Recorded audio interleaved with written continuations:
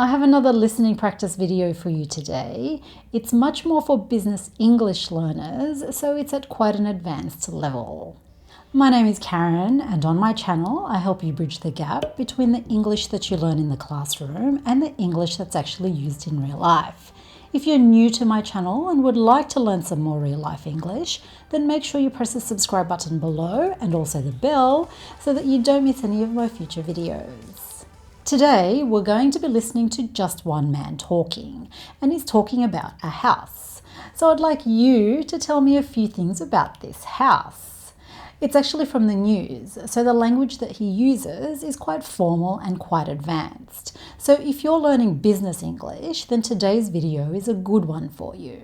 Now, because today's video is for more advanced English learners, and also because I think he speaks quite clearly, I'm only going to play the file twice today, both times at the normal speed. And then afterwards, we can then study some of the words that he used today.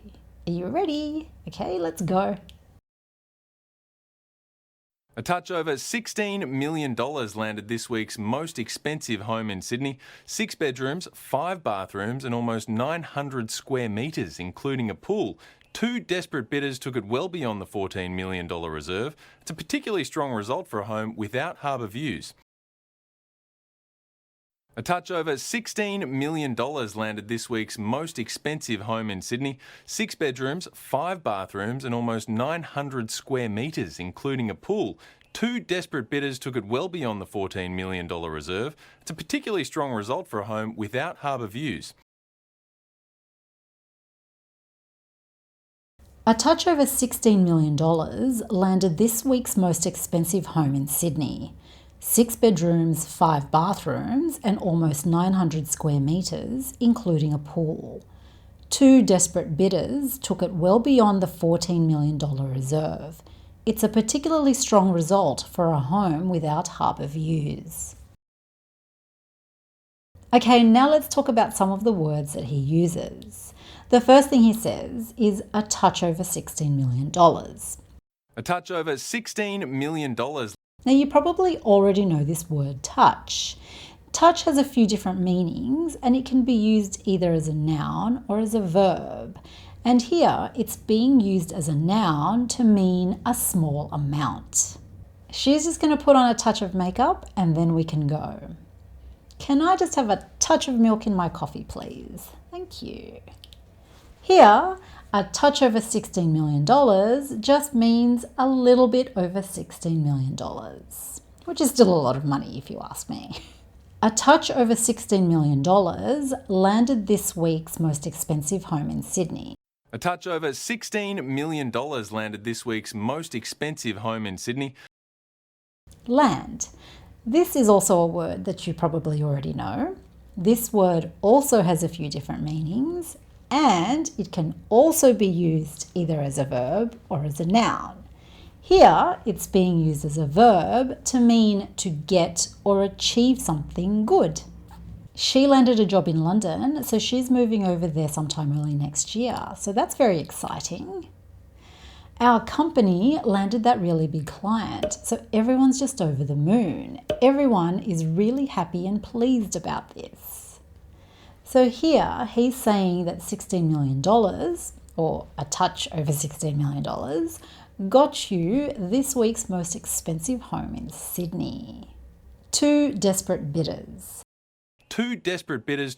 Firstly, desperate. This is an adjective and it has a few different meanings, but here it's being used to mean to want or need something very much. Now, bid. Bid can be used either as a verb or as a noun, and one of its meanings as a noun is an offer to pay a particular amount of money for something. And a bidder is someone who offers this particular amount of money. Here, there were 2 bidders, and they both wanted the house very much. How do we know this? Because they took the price well beyond the $14 million reserve. Well beyond the $14 million reserve.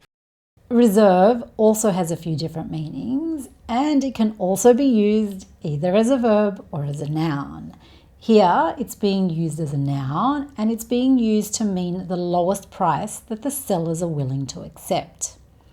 Now, the lowest price that they were willing to accept was $14 million, but the bidders took the price to $16 million, or a touch over $16 million, which is $2 million more than what the sellers were asking for. So they really wanted this house.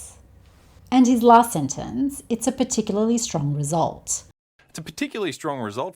Strong, you probably already know this word. It can actually be used in a lot of different ways. In business English, it can be used to mean to have a lot of money or to make a lot of money, or to mean to be quite successful.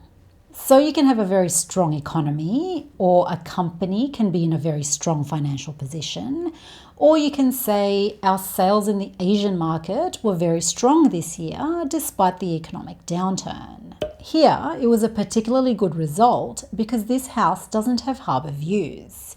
Sydney Harbour is quite stunning, even if I do say so myself. Sydney's my hometown, so I'm quite biased. But yeah, it's a really nice harbour, and homes that have a view of Sydney Harbour cost a lot of money. But this house doesn't have harbour views, but the sellers still managed to get $16 million for it. So the house must be really nice. So how would you describe the house? Well, it recently sold for just over $16 million, well above the $14 million reserve. It has 6 bedrooms, 5 bathrooms and a pool, and the property is almost 900 square metres in total. But the house doesn't have harbour views. Today, we learnt more advanced meanings of words that you probably already know, and hopefully you learnt a few new words as well. Let's listen to him one last time and see if you can understand more of what he said this time around.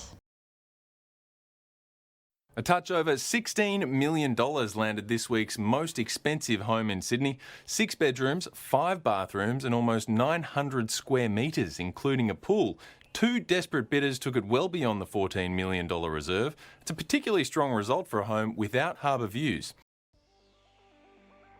Please give me a thumbs up if you found this video useful so that I know to make more videos like this one for you in future.